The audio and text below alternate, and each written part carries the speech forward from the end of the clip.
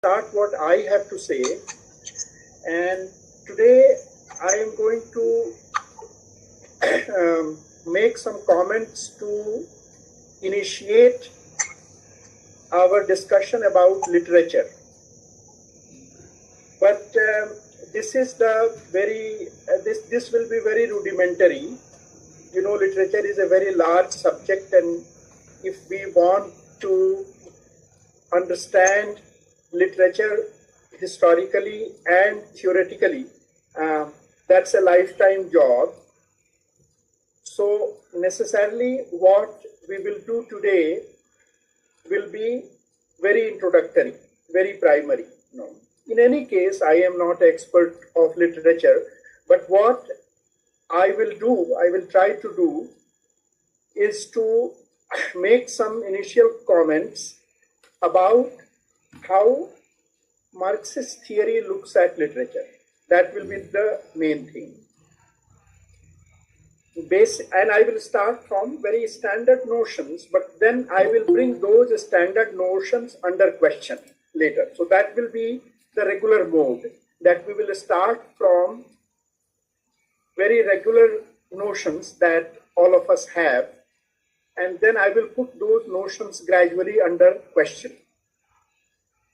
So we will start with what is known as base superstructure model. Most Marxists, take base superstructure model as foundational understanding of history, society, politics, and also literature. So what is this base superstructure model?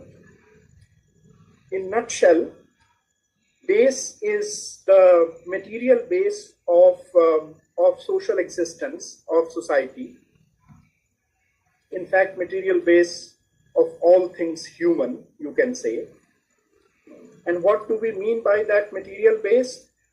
We mean the structure of what is technically known as a structure of production relations. Basically social relations of production. That is taken as the material base. Again, in the regular standard vulgarization of Marxist theory, which is common not only among the non-Marxists, but unfortunately it is common even among the Marxists, that material base is equated with economic base, and most Marxists will have the notion that economy is the base, which is a oversimplification, which is a vulgarization, which is making the theory mechanical. So keep that in mind, that when we are talking about base, we are talking about material base, and yes, large part of that is the but actually base is productive forces, production relations, and its interrelationship, and then also the way production relations affect other material aspects of life. Today, Marxist theory is not the issue. Today, we want to quickly move to literature. So I will just give the bare minimum of these definitions. So that is base. And everything else is considered superstructure. The regular notion of superstructure is that you can see it in two parts. One part is the formal part, which is state,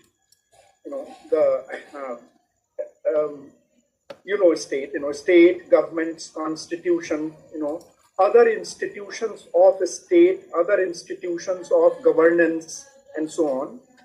All that is the formal part.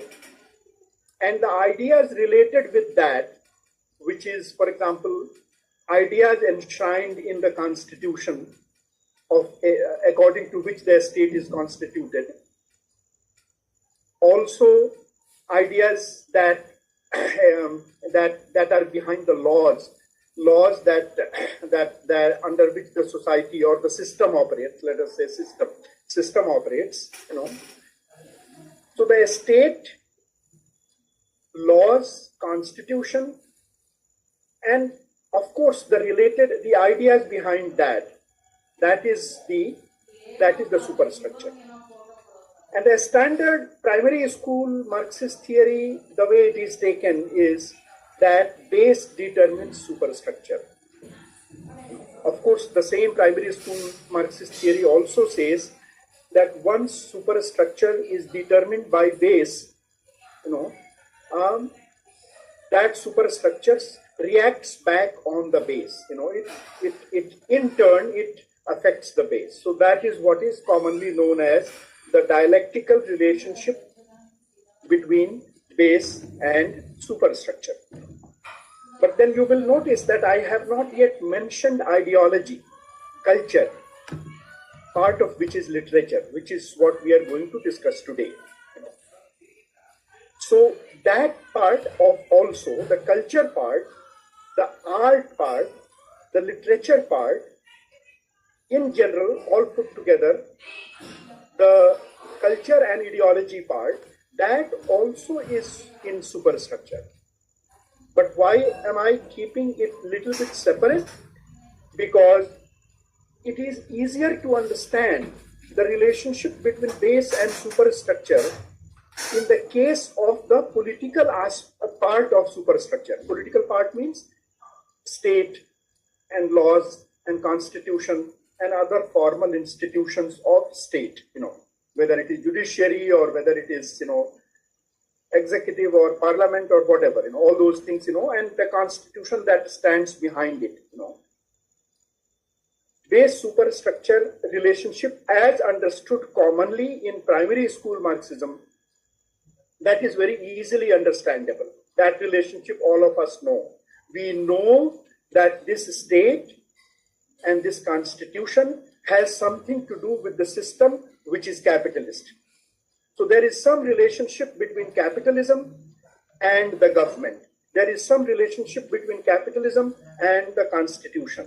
So capitalism, that is another popular way of saying the base, the set of economic relations that are there in the society. So this, if you confine yourself to the political part of superstructure, then primary school Marxism will suffice. There is no problem there. There is no problem there, because we all know and everybody will understand, whether Marxist or not, that what we are defining as superstructure, that somehow relates to what we are defining as base, which is the system, which is the economy, which is the relations of production and so on. When we take into account the other part of superstructure is culture. So now we ask ourselves the question that whatever is culture, first of all, what is culture? So that itself is a vast subject.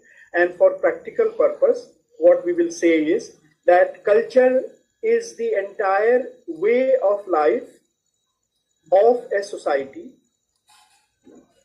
its ideas that by which it lives. The way of life also includes the ideas. So there is ideology is included in there. Culture is not something which we produce when we make a film or we produce when we write a novel. Culture is way of life, the way people live, the way people think. So the ideas and beliefs and feelings of people, all that put together constitutes culture. So culture is a vast arena. Now you ask the question that if culture is this vast arena, and if we put all of it in the superstructure, how is the base determining this part of superstructure? How is culture decided by what we call base? Because there is no confusion about base. There should be no confusion about base, even though there are confusions. In real life, confusions are the easiest thing to come by, So in real life, there is confusion about base too, and people even today discuss whether India is capitalist or not. That is very surprising, because there is nothing I mean, whole of India is quintessentially like any capitalist country is a capitalist system.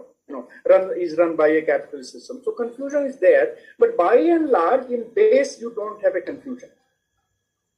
As Marx also said in that famous preface to Contribution of Political Economy, that 1859 book, that the base part you can examine as if you are examining some scientific object. You can determine the nature of base almost like, almost with the accuracy of a of science. You can take your time, and you can for decades you can polemicize and debate, but the upshot is that base can be determined accurately. Base can be determined means whether the system is capitalist or system is feudal or is something else. That can be determined accurately. Now, if there is no confusion about base, that it is capitalist, and can we say that everything that happens in India, in this vast arena of culture, the way people live, the kind of things people believe in, the way the social conduct is there, social practices are there, social beliefs are there, is all that capitalist? Obviously, the answer is no. You wouldn't say even, I mean, beliefs and culture, the adjective capitalist should not be even added to that. And now I am bringing into, and now I am raising issues. Now I am raising problems with the primary school Marxist understanding, not with Marxism itself. But primary school, the mechanical, dogmatic, and vulgar understanding of Marxists, that if you understand that everything in the superstructure is determined by base, and base is what exists today, and that can be determined very accurately, then you cannot escape the conclusion that culture is a capitalist culture, which is a wrong understanding. So immediately you see a problem, that you have come to a completely wrong conclusion. Because how come religion is part of culture, caste is part of culture, patriarchy is part of culture? Nobody can deny that. So how come all these things exist so robustly, so strongly, if base is capitalist? And if base is supposed to determine everything that is in the basket of superstructure. So you see that already we have a problem. Already we have a problem. That not everything which is in the superstructure is determined by today's base, today's relations of production, today's system. Why does that happen? Then what do we do? So it looks like that superstructure has components which are not being determined by today's base, today's economics or today's politics. Why does that happen? One way to understand that is, there used to be a Marxist theorist. His name was Louis Althusser. Many of you would have heard the name. Now he explained many things, and he gave very complex theories. We will not get into everything.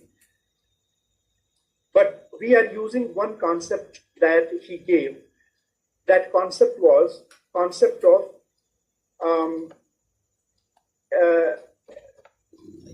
what is ideological state apparatuses, ISA as it is called. Ideological state apparatuses. He was trying to grapple with this problem that I just posed, that it looks like a very large part of superstructure, the non-system part of superstructure, non-constitutional, non-state, that non-law, non-modern part of superstructure, that is not being determined on a day-to-day basis by today's base, today's foundation, economic foundation. This was the problem, and he said that the way the way the system tries to align the mind of a society. Mind of a society means superstructure. Another way to say that. The way the system tries to align the mind of the society is through these ideological state apparatuses. Which are the ideological state apparatuses? It's like, it starts with family. So the child, it starts getting trained, getting brainwashed, you can say, or getting ideologically prepared. The culture starts getting deposited into the mind of the child in the family itself. Then you have community, you have society, and then in Althusser's view, more important is that you have the education system, you have the press, you have the media, you have literature, you have all these things which starts preparing the social mind to the best of its ability in such a way that it suits the system.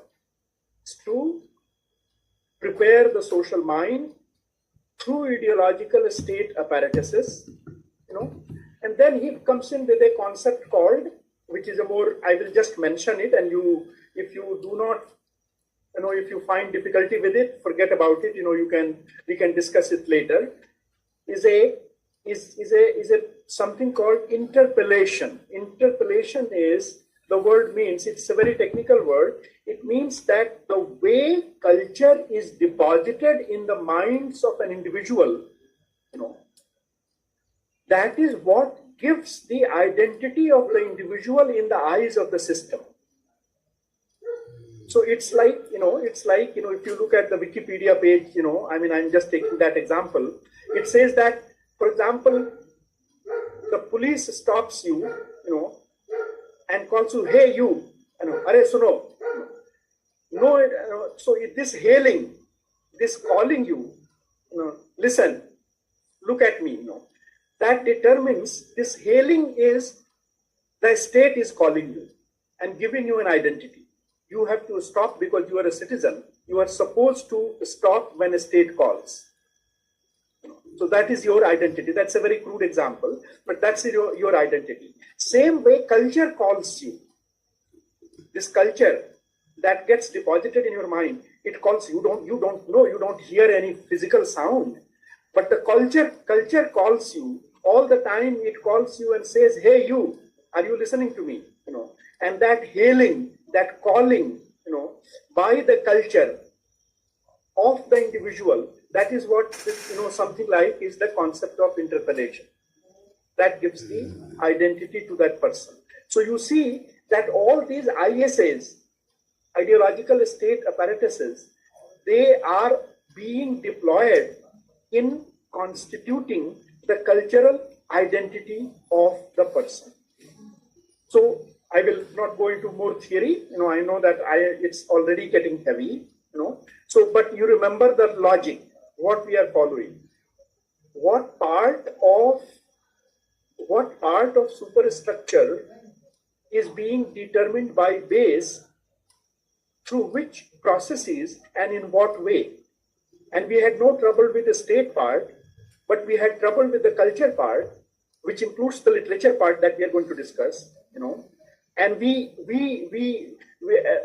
are not able to understand that if the state changes, if the system changes, the society does not immediately change. How do we usually explain it? Oh, it changes, but it takes a little bit of time. There is a time lag. There is a time lag between system change and culture change. Don't worry, it will change. But then how long do we wait for the culture to change? 100 years? 1,000 years? 2,000 years? Because it looks like some of the things in the culture haven't changed even in 2,000 years. So what good is this theory which says that if you change the base, the superstructure will change, but some parts will change with a time lag. And what is that time lag? The time lag is 2,000 years. Then you know that this theory is no good. So I am not saying that Marxism is not good. I am saying that this primary school understanding of Marxism is not good. you will have to have a more systematic theory, a more complex or a more powerful understanding of theory. And that is where it comes that we will have to see that when we say that the system changes superstructure or the base superstructure, then we will have to go underneath it. We will have to ask ourselves that this is a statement that base changes the superstructure. But let us find out what are the processes through which the base changes the superstructure. That is the next level of question that you will have to ask yourself. And that is where part of that Althusser was trying to answer through this concept of ideological state apparatuses. But you will find that even this does not suffice because, okay, educational system, I can believe that educational system creates that appropriate superstructure, appropriate for a base, but how does religion survive? How does culture in a family survives? There are families, even today in my village,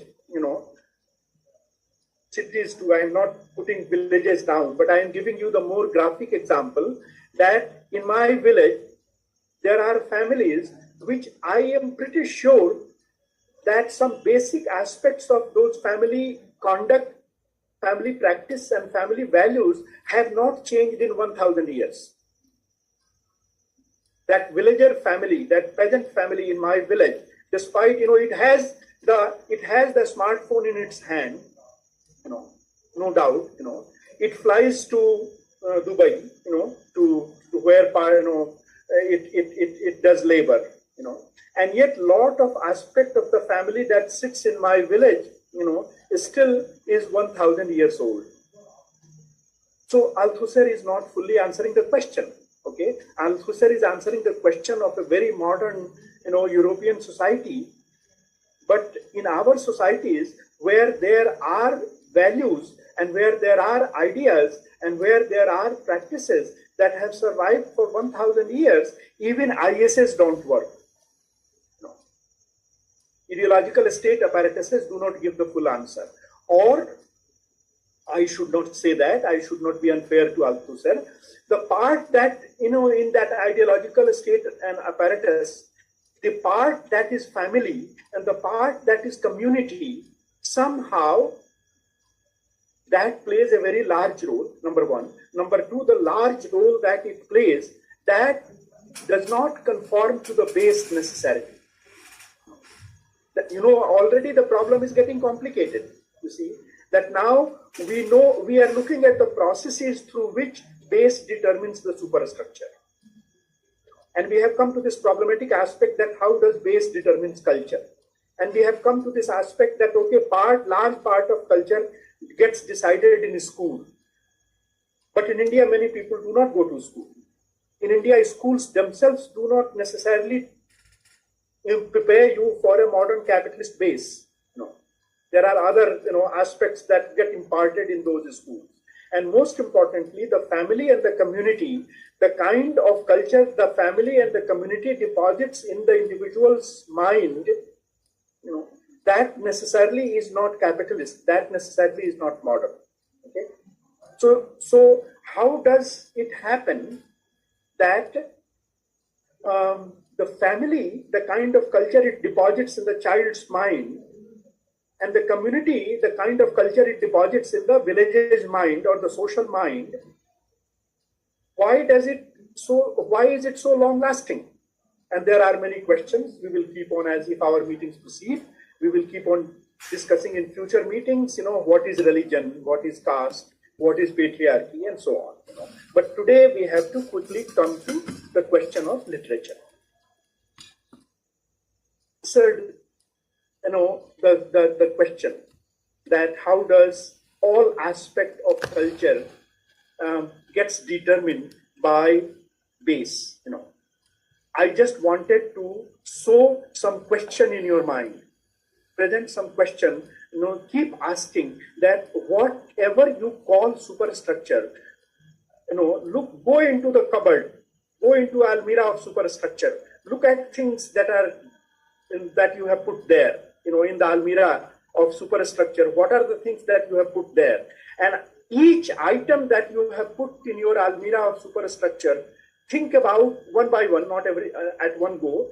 Some day about one item, some day about another item. That how did that item was produced by the base?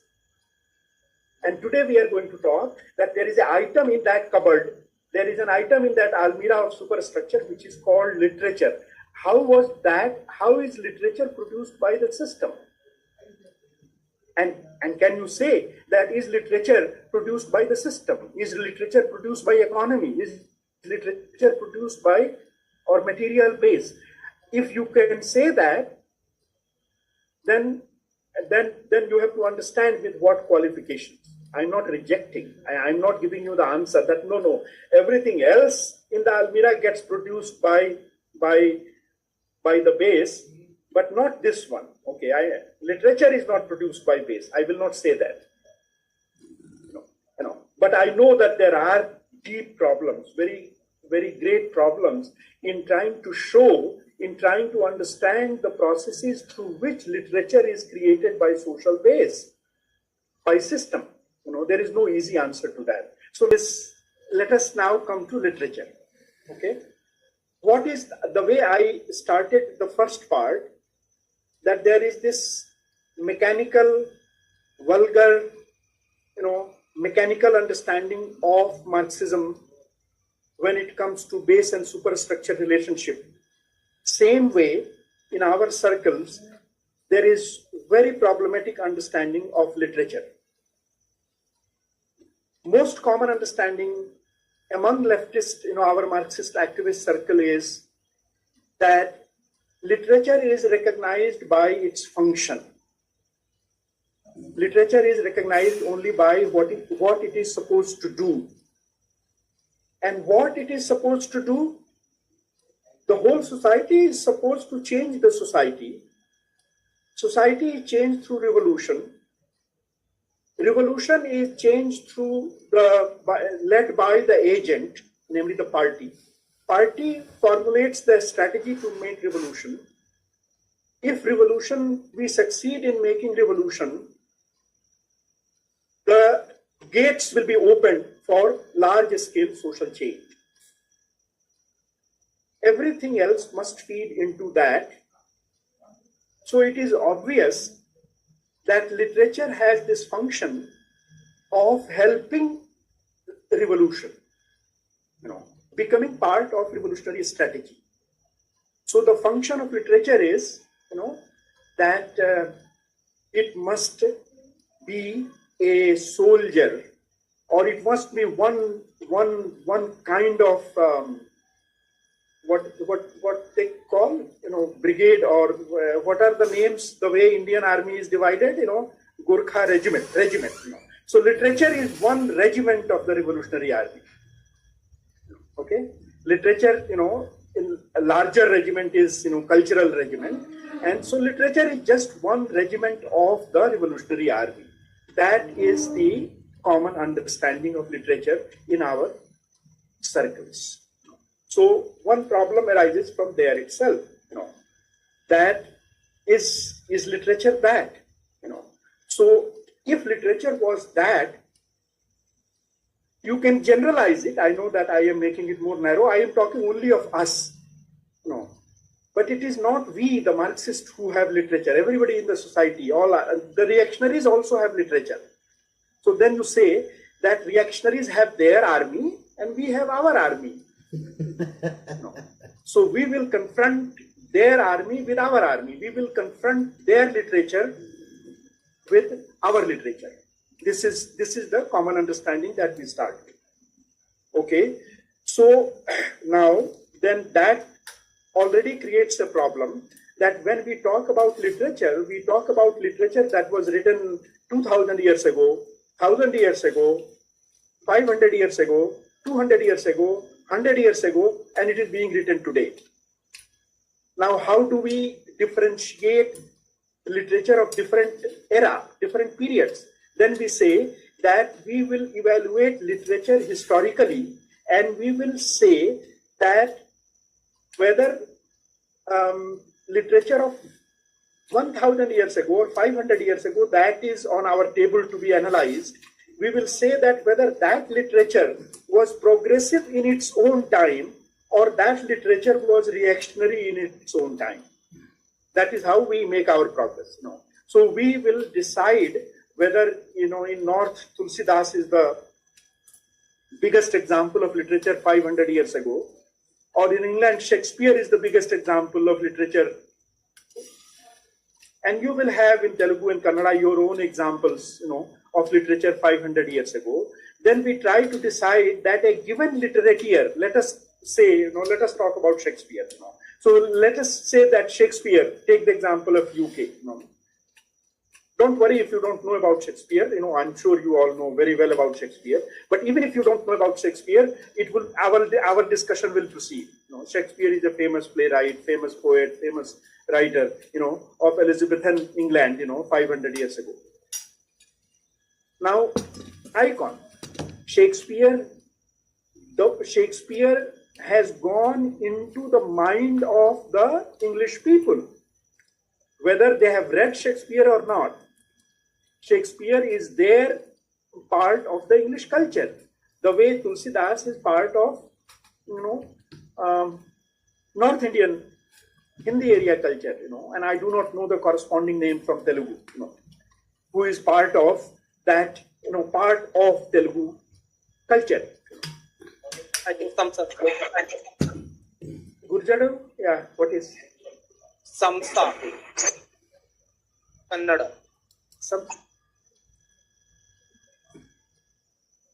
Some name. But then we ask the question that was Shakespeare progressive or reactionary? Or was Milton progressive or reactionary? And that is where we will start asking questions. We will start asking questions. Somebody is saying something? Oh, I am hearing my own. Sujit, my.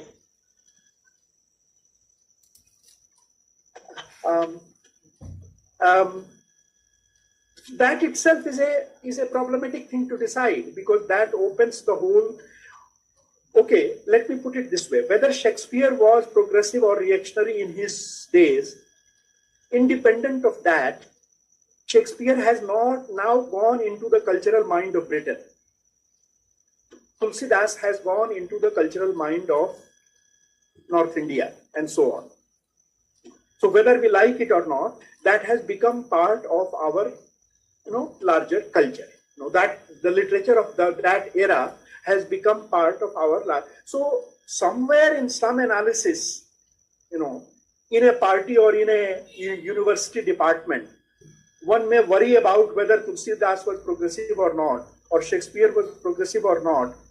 More important part is that somehow Shakespeare has seeped into the cultural mind of the whole society. Somehow Tulsidas has seeped into the cultural mind of the whole society. So what is happening?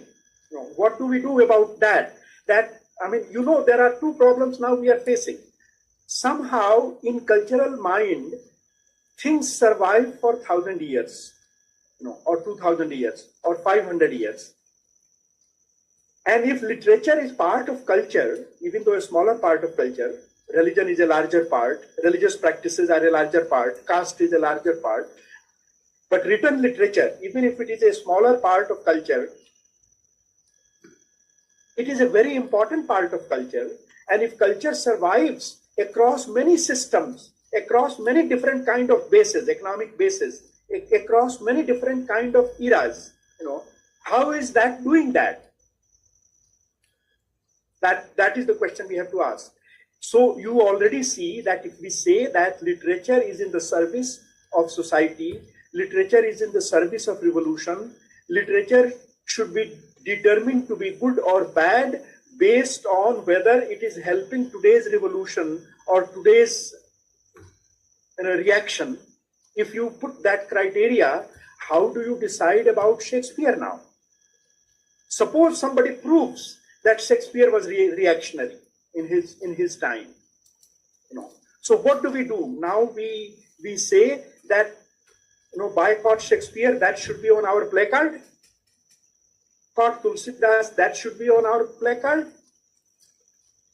We should oppose Shakespeare, and we should oppose Homer, or we should oppose Valmiki, and we should oppose because they were casteist, they were Brahminical, they were Sanatan, they wrote in Sanskrit, in an elite language, whatever criteria. What is the point of saying that they were reactionary and we oppose them?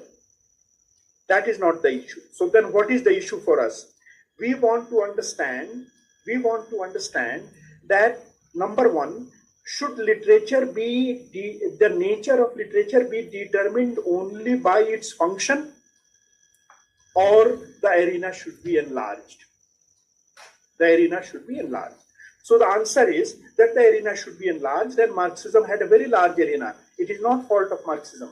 It is the fault of Marxists that they have reduced literature, into a soldier of the revolution. Literature, I am not saying that literature should not participate in revolution.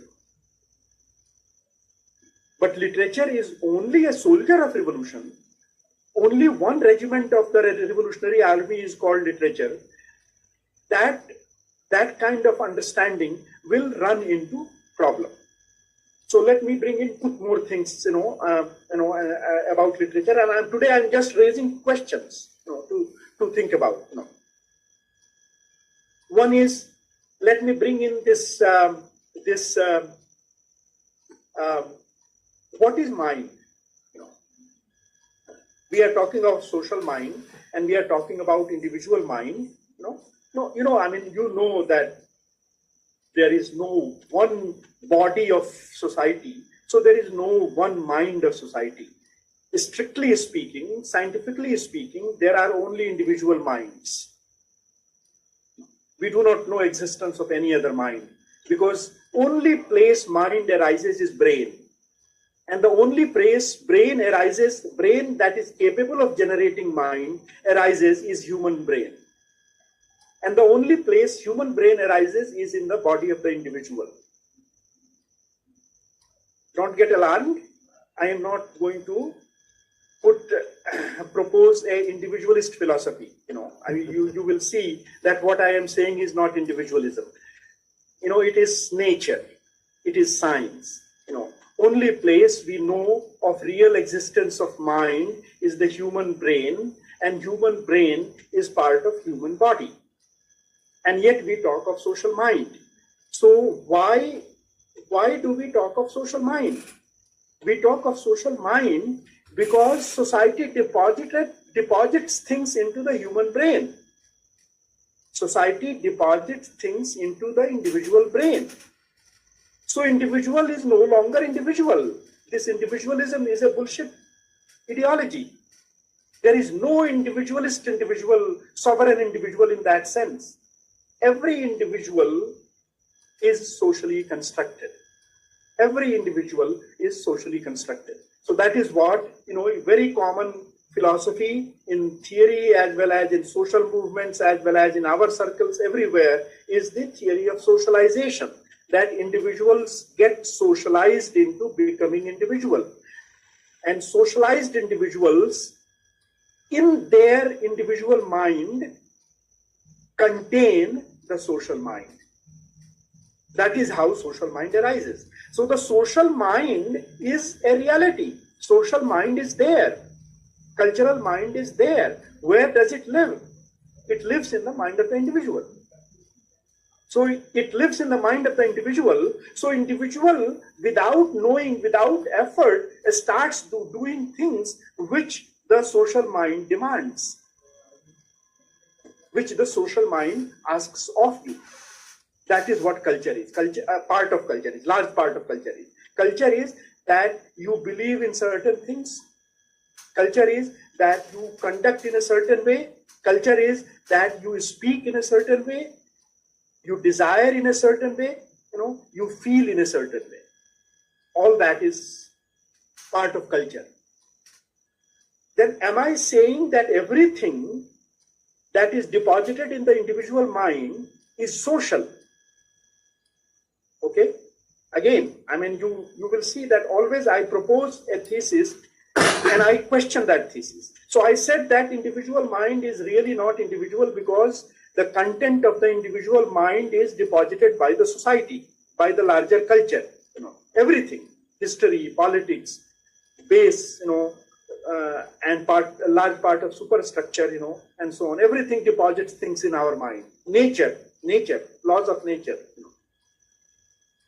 Can you say that whatever is deposited in our mind is deposited only by society? Large part of it, yes, deposited by society, but if you really want to do justice to the nature of mind, you will have to make three layers. Of course, these are all metaphors. There are no three layers in our brain, and there are no three layers in our mind. These are all ways of understanding things. What do I mean by three layers? We have a species mind. Species mind means all humanity has certain capacities just because it is human, on the basis of being humanity. That is part of the biological history of evolution and so on. And why, for example, I can ask the question that why aren't there other creatures which speak language, or which write poetry, or which communicate with each other the way humans do? Because something happened in the history of evolution and no other creature got this capacity. Only we got this capacity. So we kind of walked away from rest of the animal kingdom. We walked out of the animal kingdom. We became separate from the other animals. We are no longer animals. No, that is not true. We have a body, so we must be animals. What else could we be? Anybody who has a biological body is a creature. Noam Chomsky's latest lectures, got published under the title, "What Kind of Creatures We Are." Okay, so Noam Chomsky's emphasis has been in showing that the capacity of language comes from our being a certain kind of creature. So you can say humans are that kind of creatures who have language. It's almost, more or less, this statement can be made, or at least Chomsky will encourage us to make that statement, that humans are defined by language. Humans are defined by this capacity of language. Where does it come from? If it is only socially deposited, then the society. So Noam Chomsky's emphasis has been in showing that the capacity of language comes from our being a certain kind of creature. So you can say humans are that kind of creatures who have language. It's almost, more or less, this statement can be made, or at least Chomsky will encourage us to make that statement, that humans are defined by language. Humans are defined by this capacity of language. Where does it come from? If it is only socially deposited, then the society of whatever, society of cows, should deposit something in the individual cow's brain or mind. And they should start communicating with each other if society is the only thing that is needed to deposit things in the brain. But cows cannot deposit anything in the mind of another cow. We can deposit things in the mind of another person. That we can do because we have language, and that we can do that we have other means to deposit ideas in other people's heads. So we separate out and we say, so you see this layer is because we have this capacity and no other animal has this capacity, we must be having a layer of our mind and brain / mind, whatever.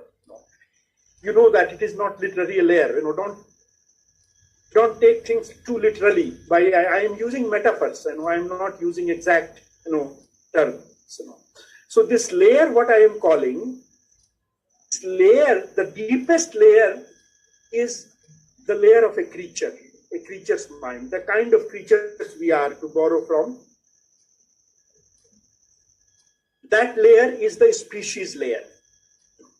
And that went through 50,000 years of development, and gradually we developed language, gradually we developed, culture, practices, beliefs, and so on. So society started depositing most of the content of the mind into the mind of the individual who are member of a community. So most of the deposits, or most of the contents of mind over a period of time, in case of the human species, became social. That is how history has gone on. Again, it's a long history, but and I am no expert of that, but I am learning from experts about these things these days. So this history of 50,000 years or 1 lakh years has been such that most of the content of our mind is social, deposited by the society. So that is the second layer. But why do I need a third layer? The third layer I need for the following reason. Whatever society deposits in the individual's mind, has to be minimally true. I have to explain this, I have to explain this sentence, that it has to be minimally true. So what society and culture deposits in the mind of an individual is mostly beliefs, mostly rituals, mostly the way to behave, mostly the way to relate to another person.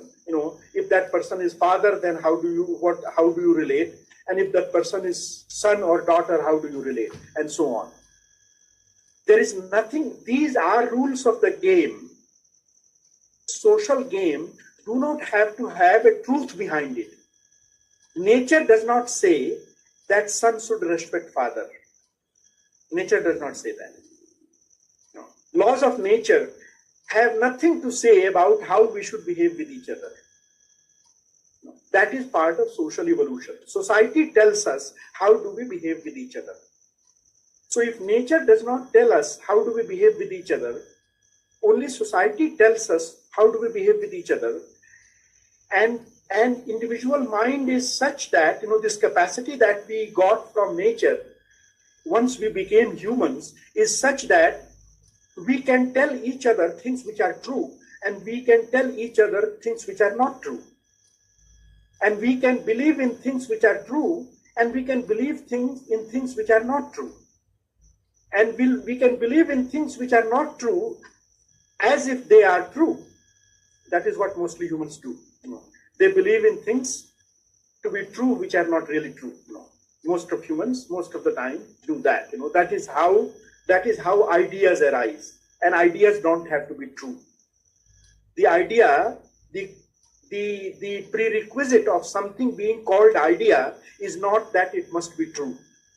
Is not that something corresponding to those words must exist out there in reality, out there in nature. Ideas could be false, and ideas could be true, and false ideas are often as powerful as true ideas. And there are times when false ideas are much more powerful than true ideas. So you see, ideas are now being deposited into the individual mind. But why am I saying that it must be minimally true? Minimally true because if all the ideas that are deposited by the society in the mind of the individual, and if all those ideas are untrue, have no truth behind it, then that individual will not survive. And if that individual will not survive, then the society will not survive. So it is part of the social existence. It is part of the condition of social survival that a minimal content of the social mind must be true. Okay? Now the question is that if the social content is largely defined by beliefs and traditions, and this aspect of culture, how do I decide that part of it is true? What do I mean by part of it is being true? The only criteria I have of part of it being true is that it must be certified by nature. It must be certified by reality. Okay? And if it must be certified by nature, that is my minimalist definition of being true, that it must be certified by nature, then a minimal amount of that true idea I must have in my head in order to survive. Otherwise, I will not survive. That leaves large part of my mind to be occupied by untrue ideas. There is no what is it? Manahi. Manahi is there is nothing stops. Nobody stops you. Nobody stops you. Just because you have to have some true ideas does not stop you from having a lot of untrue ideas. Now, untrue ideas is largely social creation, and partly individuals also generate untrue ideas, in their imagination, in their desires which are not sustainable, and so on. But largely society deposits untrue ideas in the individual's mind. But where do these true ideas live, and where do they come from? Over a period of time, as humanity goes through its history, a thin layer starts getting deposited, which is the layer of the true ideas. And for convenience, even though it is not the exact definition that I am giving, but for convenience, I will call that the rational layer. The layer that is based in reality. Again, and I am using rational not in the philosophical sense, in the common sense, because rational is related to reason, and reason is something innate to the mind, and reason doesn't have to, all of reason doesn't have to come from nature. There are all kinds of controversies there, but we are not getting into all the details today. The rational layer is there in the mind. Okay, so the rational layer is there, the social layer is there, and the species layer is there. The layer interacts directly with the species layer.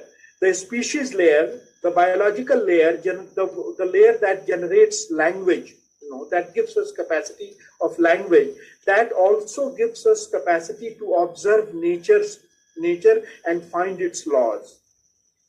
Observe reality and find its laws. And you remember, do not forget that reality, not all reality is natural reality. There is social reality too. There are people in the society who believe in ghosts. Ghosts we know do not exist. But people who believe in ghosts, they do exist. So the people who believe in ghosts, are they real or not? They are real. So ideas about people who believe in ghosts, could be real ideas. So if I say that there are people in the society who believe in ghosts, am I speaking from my rational layer, or am I speaking from my irrational layer? I am speaking from the rational layer about something in which irrationality is also implicated. What I am saying is that do not think that rationality only comes out of nature. Rationality and irrationality, the reality. So I'm sorry, not rationality, reality. Only reality we have, is natural reality. Do not think that. And everything, all the social reality is not reality. All social reality is custom, tradition, culture, and so on. Even this is real. So reality can come out of something unreal. God is unreal, but religion is real because most people believe in religion. So reality arises out of unreal things, and that is the puzzle. That is the beauty or tragedy, whatever you call it, of human mind. Human mind can generate reality out of unreal things. And that is what, so that is the third layer. Now, what all this has to do with literature? It has to do with literature because it looks like that the way culture gets reproduced for hundreds of years or thousands of years with these layers. So there is the rational layer. We may be able to convince, maybe not in our lifetime, but we may be able to, and our future generations may be able to convince the Indian people that capitalism is no good. Change it and bring socialism. Maybe they will be convinced. Who knows? One should never leave hope. So maybe they will be convinced about okay, that socialism will be a good idea. Let us put that into practice. But the kind of things, the way you are grappling, when you are changing the mind, what are the things in the mind you are fighting? The things that you are fighting in the social mind are not only capitalism. You are not fighting, when you are fighting capitalism, you are not fighting only capitalism. You are fighting some of the ideas that have been there, that were deposited in the social mind thousands of years ago. So we are back to square one, that what do we do about the ideas that were deposited thousands of years ago? It was true, if it was true, that all ideas generated by today's life conditions, today's material life, then things would be much more easy. Then partly you change the ideas, but mostly you change the material life, and if you change the material life, ideas become changed, then you don't have to do speeches, make speeches. You don't have to write poetry that inspire people to go to the front line of the battle. You don't have to write poetry about telling people that racism or Dalit or patriarchy is bad. Change the material conditions, and the mind will change. The social mind will change. But that doesn't happen. Changing the material conditions does not change the social mind that easily. And we have a very concrete example. For 40 years or for 75 years, whichever number of years you believe Soviet Union was socialist, the material conditions of life were changed there, but was the cultural mind changed? If the cultural mind was changed by 20th century socialism in Soviet Union, when Soviet Union fell apart, how did religion immediately make a comeback? How did all kinds of backward old ideas immediately make a comeback? They were hiding somewhere, or maybe they were not even hiding. Maybe they were all out there. And it appears from far away. It appears to us that they made a comeback. Maybe some of them made a comeback, some of them, maybe all of them. So you see, I'm coming over and over again back to this question that there is something in the social mind that could be millennial, that could survive for 1,000 years. And that poses a question to us that how do we, if we consider that literature is part of superstructure and superstructure is determined by base, then how do we explain this? In the end, if I talk specifically about literature, I ask the question that, okay, I like Homer. I have not read directly, or maybe I have tried to read the English translation. It is very difficult. For someone like me, it is a lot more easy to know about Homer by watching some Hollywood movie. Based on that, they do all kinds of bad things to the epics, these movie walas, and we know that, but we account for that. And then roughly, broadly, we know the story. By watching the movie Troy, I know the story that, there was Achilles, and there was Hector, and there was this great war, and there was this Odysseus, who had many tricks up his sleeve. I know the story, So I know Homer through Hollywood. No crime, no big deal. I should know Homer by knowing Homer. Right now I don't, but right now I know Homer through Hollywood. So, but what should I tell myself?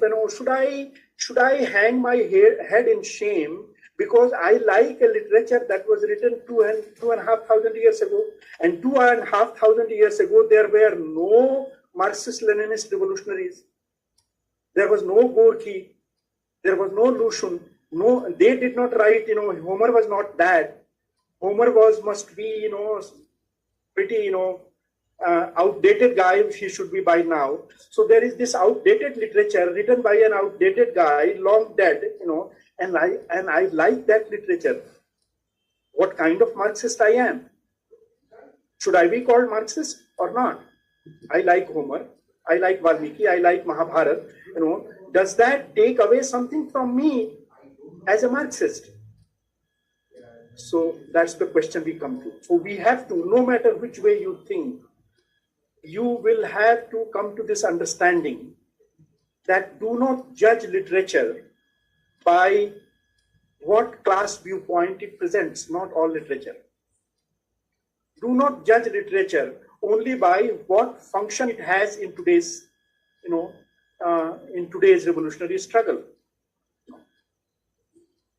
Homer or Valmiki or Mahabharata, not whole lock, stock and barrel, not all of them, but they can get into their knowledge, their interpretation, their reading can get into making ourselves cultured, in general sense, cultured, knowing about literature, being interested in literature. And we have to ask the question that our being cultured, does that help the revolutionary movement or it harms it? Now you see the kind of question, simple questions we don't ask ourselves. So we should ask the question that our being cultured helps the revolutionary movement or harms revolutionary movement. And being cultured means that I should not only know Homer, I should not only know Valmiki and Vyas, I should know Caleb too, and I should know T.S. Eliot too, and I should know Ezra Pound and William Butler Yeats too. Of course, because I am a Marxist, I would of course know Pablo Neruda. I will of course know Nazim Hikmat. I will of course know, whoever, is example of that kind. But what about T.S. Eliot, who was a reactionary? What about William Butler Yeats, who was a conservative? What about John Milton, who was a conservative even in his own times, unlike Shakespeare? Milton, who was much more religious, than Shakespeare. Shakespeare started this great modern tradition of writing about human society, contemporary human characters. Contemporary human characters became heroes and heroines in his plays. But prior to that kind of tradition, literature mostly wrote about gods, and prophets and so on, mythical characters.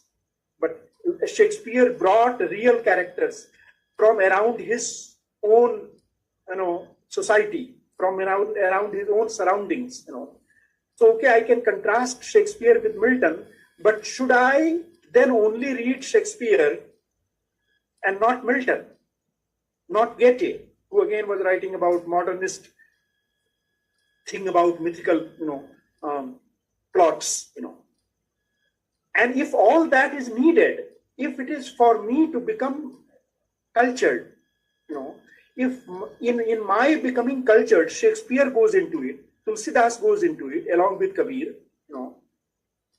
Milton goes into it, T.S. Eliot goes into it, William Butler Yeats goes into it, then this kind of being cultured, is it good for revolution or it is bad for revolution?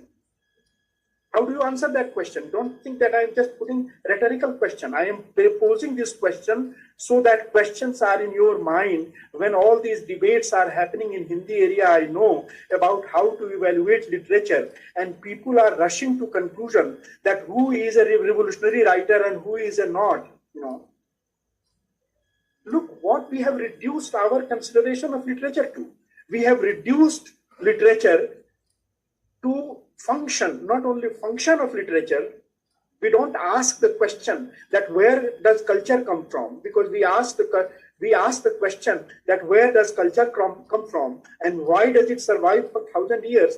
Then we will also have the answer to question where does literature come from and why does some literature survives for thousands of years.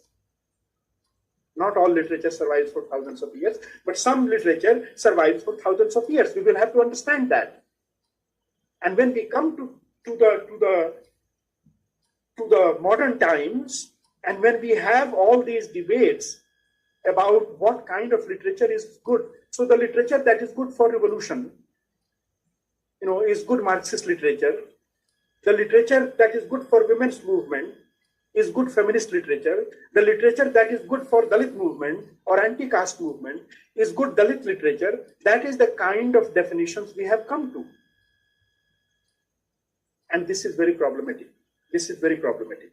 Because are you going to tell every Dalit not to read Ramayana or Mahabharata, Valmiki or Vyas,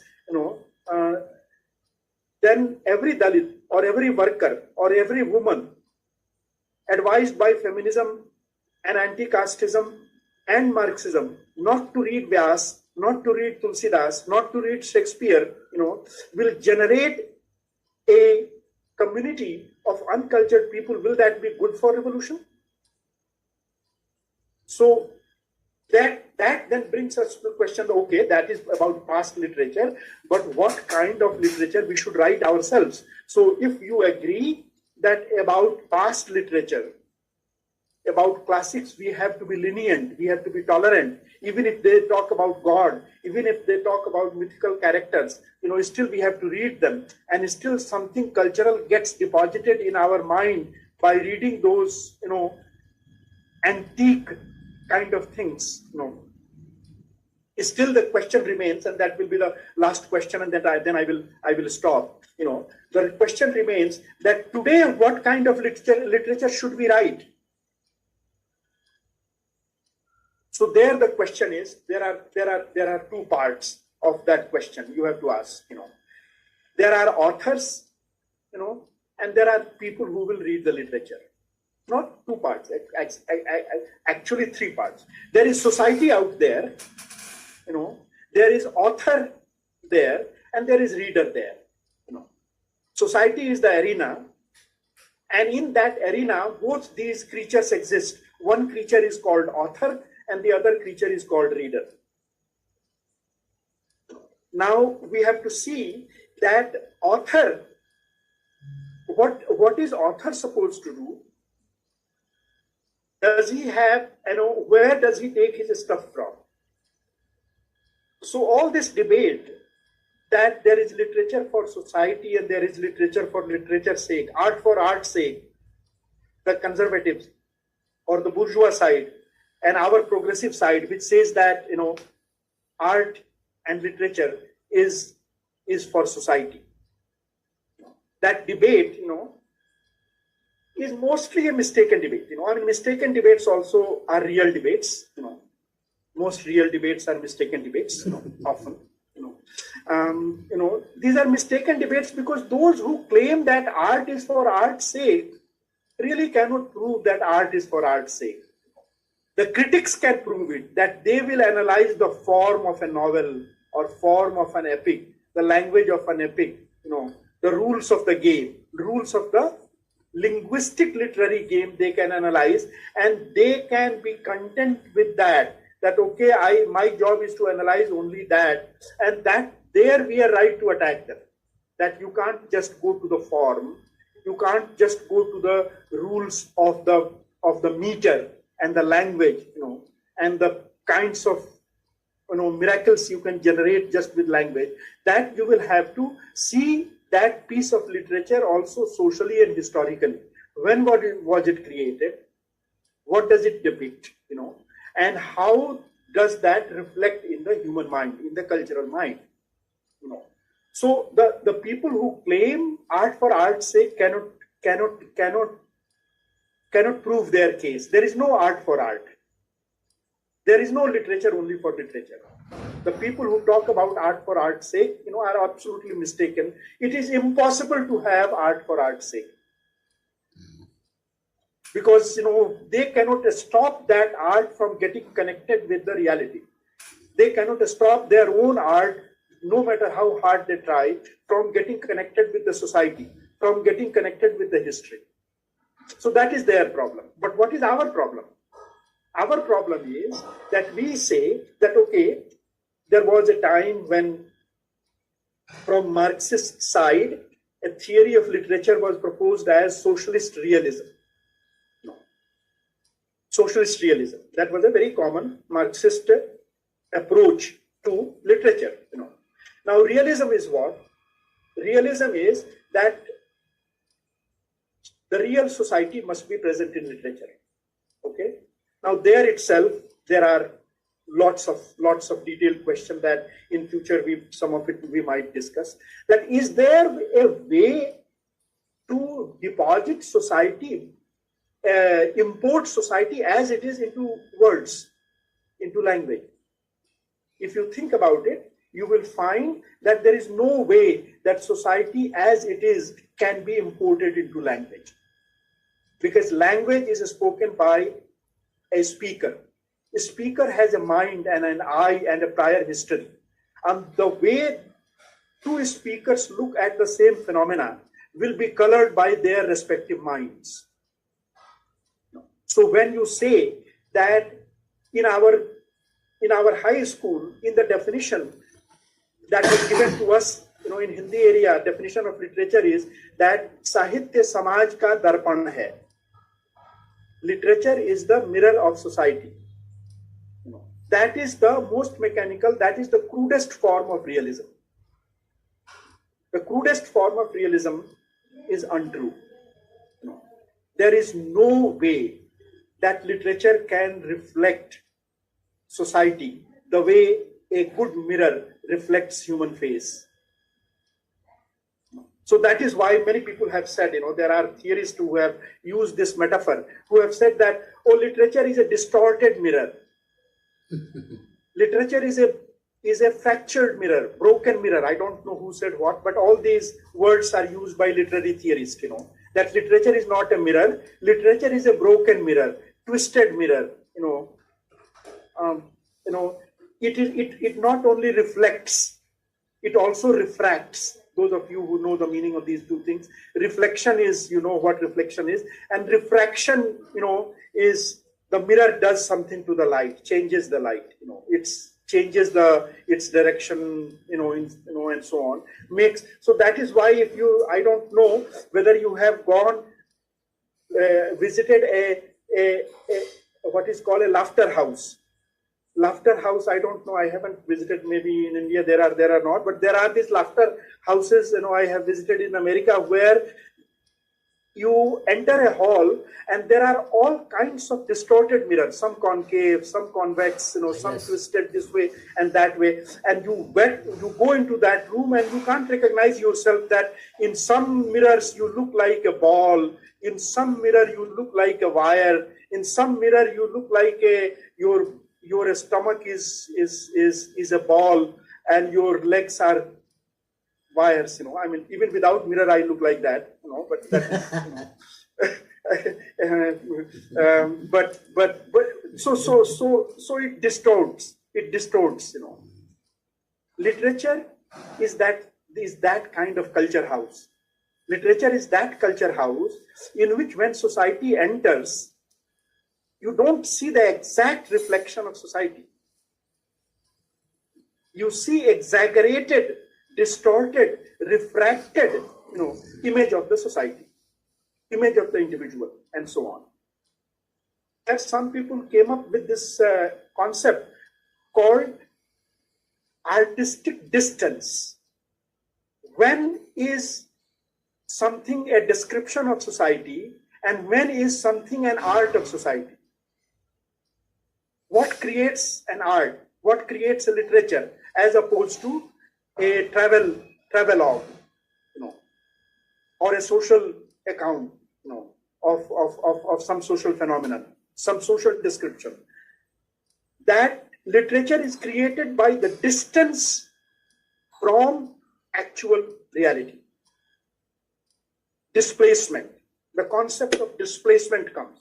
That if somebody tries to describe something that happened and calls that literature, then he's mistaken. That is a description. That is the biography of that event. And not all biographies of event are literature. Literature is to a travelogue, or a social account, of some social phenomenon, some social description. That literature is created by the distance from actual reality. displacement. The concept of displacement comes. That if somebody tries to describe something that happened and calls that literature, then he's mistaken. That is a description. No, that is the biography of that event. And not all biographies of event are literature. Literature is created by that displacement. So the reality doesn't go away. Society doesn't go away in literature. It's very much there, fully there in society, and reality are there in literature. But literature sits at a distance from reality. Literature sits at a distance from society. And that distance is literary distance, artistic distance, creative distance. It's not arbitrary. That distance cannot be created just by some lies to truth. No. So fiction is not created. Fiction, for example, is not created by lies. Even though strictly speaking, fiction, a novel or a short story, is a bunch of lies. It is not lies. Names are imaginary, plots are imaginary, and yet names and plots, all of them are rooted in social reality. Literature, because the writer has created a distance, and there are many techniques of creating the distance between a literary piece and a real object. Many ways, the way a painter paints an apple, and if it is a real artist, the apple will not look like apple in that, in that real art, even though that is apple. You know that, Cézanne, for example, a famous French painter, was famous for painting leaves, plants, and so on. And none of those are realistic. He was a great painter because he did not take a photograph of the leaf. If you take a photograph of the leaf, that is not painting. If you take a photograph of a society or an event, that is not a novel. That is not a short story. That is not literature. So there is this distance, even in our literature, this distance is there that is created by the author, from reality. Now, why does author create this distance? The author creates this distance because the author wants to evoke something in the reader's mind.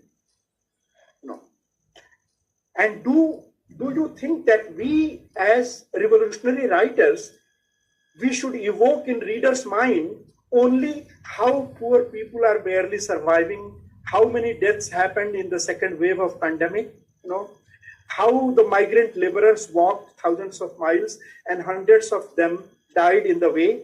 If we describe that and if we shed our tears along with their families, will that become literature?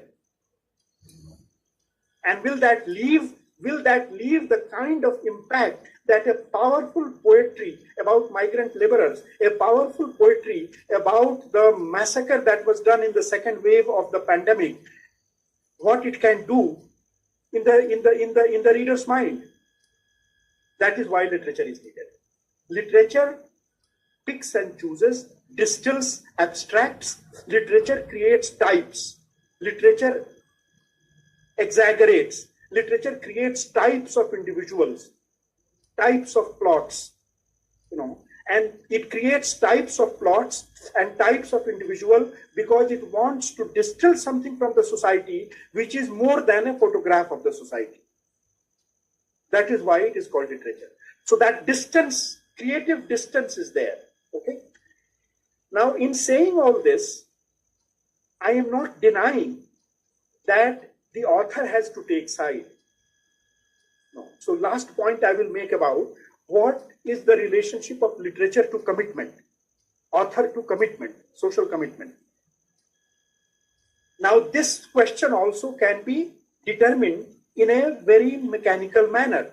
That people do all kinds of nonsense, and that happens in our community, our revolutionary community. People say that, oh, you are only writer. What kind of writer he is? He was never seen in the movement.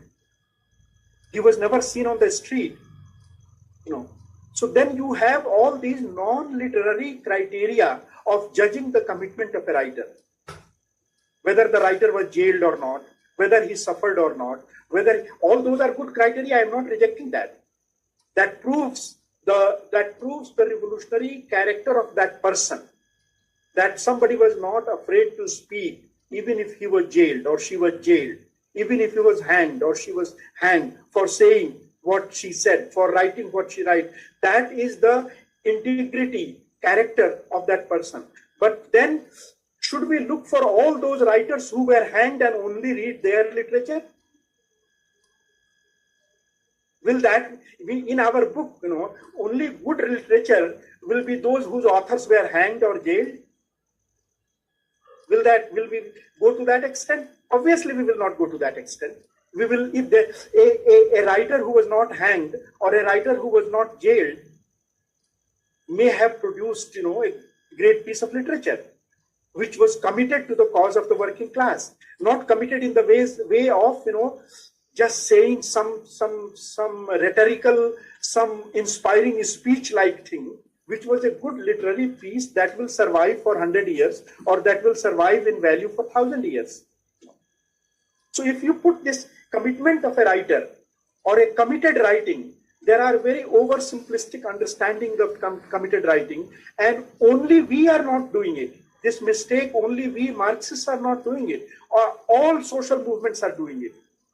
They are demanding literature committed to those social movements. Only that literature which explicitly in every sentence and in every poem takes sides only of the movements, only talks of the movements, only talks of the experience. Dalit literature is so much experience based. It talks, no non-Dalit can write non-Dalit literature, because Dalit literature by definition is to be arise out of the experience of being Dalit. And if you're not Dalit, you cannot write. Okay, you can have some literature of that kind. But if you reduce literature for Dalits, you know, to this kind of Dalit literature, which arises out of the experience only of Dalits, then literature will be very impoverished. That kind of commitment Dalit movement does not need from the author. That kind of commitment the working class does not need from its own authors and its own literatians. So I have not, today deliberately, I have not answered questions. I haven't given a thesis. I have raised these questions for you. And then I know I have taken a lot of time, but that is nothing unusual when it comes to my getting an opportunity to speak, you know. So it's, but I hope I have raised some questions, and I have given you some rudiments of a framework about what are the issues involved in when we think about literature, and when we think about literature that is committed to the working class or committed to Dalit or committed to women and so on. Where does literature come from? Why some literature survives for thousands of years? Why literature is not directly produced by the base? And why it is not the job of the literature only to work as the regiment of a revolutionary army? We need to thank it is a lot of food for thought, in fact. It opened up such a wide spectrum of issues. And maybe we need to discuss them further and further and for many